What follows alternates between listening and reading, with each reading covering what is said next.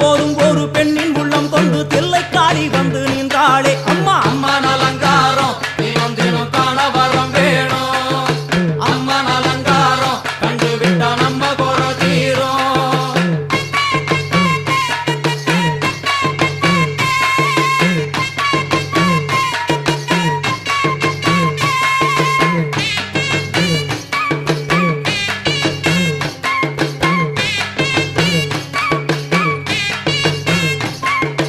ஐந்து தலை நாகம் அதன் கீழ் தாயின் முகம்